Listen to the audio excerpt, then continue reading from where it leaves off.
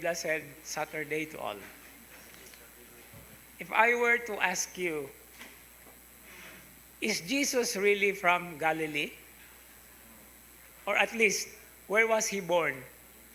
In Bethlehem.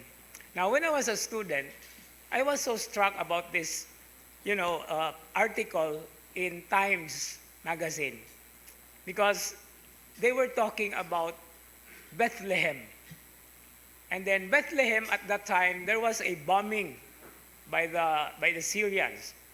And then they were talking about Bethlehem, which is located in Galilee. And then they said that this is Bethlehem where Jesus was born. So I made a reaction to the editor, and the editor did not publish my reaction. He sent me a private letter. I don't know precisely because they were so ashamed that they were mistaken in their geographical references. And what's the reason? Because there are two Bethlehems in Israel. There is one Bethlehem close to Cana, the one that is used in the article, and the Bethlehem that we're talking about is the Bethlehem of Judea, which is the place where Jesus was born. And so we know, especially through the Gospels, that Jesus was born in Bethlehem of Judea, the city of David. And so, taking this into perspective, the Gospel reading today, the people during the time of Jesus were so divided, or at least even if they knew it, they have actually denied, precisely because Jesus has already become a sore. Jesus already has become a cause of trouble. And that is always the very reason why Jesus came. In the Gospel of St. Matthew, he clearly says it. I did not come, I came to bring the sword. And this division has something to do with the belief. That is the starting point of everything we have, the truth. And the truth that is so radical. One very good friend commented on the post that I had just today, this morning.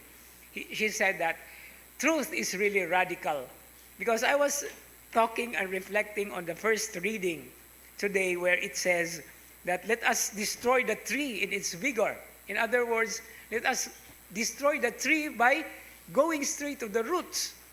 And in Latin, the word for root is radix, from where we get the word radical.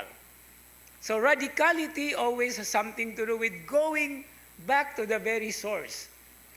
Ang usahay, ang uban, some of us, when we hear the word radical, we always equate them to the people who are actually against the government. But radicality actually has something to do with going to the very roots of things. And the very roots of things is where we find the truth. And sometimes, as we see, the truth hurts. And so this is the point where the division is always seen, even during the time of Jesus. Now, in our times, when there are people who are talking about the truth, there are also so many people reacting to them. But there are also people who are using their mouths, but they are just not saying something. They are just saying empty things. That's why people also have to censure them. I remember as a child, baingo din na sila, paaragod ng baba. Maaragod ng baba para hindi na makaistorya.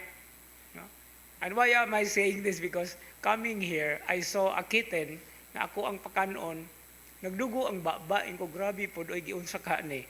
I don't know kinsay culprit, but I was, even until this time, lain paghihapon akong feeling kay gadugo man gud ang baba sa iring.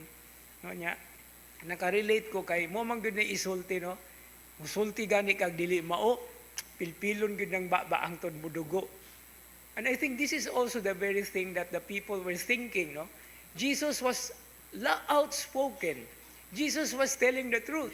And anybody who tells the truth, there is always something that is always made or a move against that person, to destroy that person. And so this is a very interesting yet very serious and sensitive thing that we have to take a look into. In the season of Lent, we have to face the truth. It is a radical experience. It is going to the very depths so that we will be able to see our weakness and our need for God. And if we are not able to take a look into that, God will never have a way also of making it really true to ourselves. Because what He does is already given. What is so important now is our way of embracing it so that a radical change will happen. And radical change means from the heart, not just from the mind. Amen.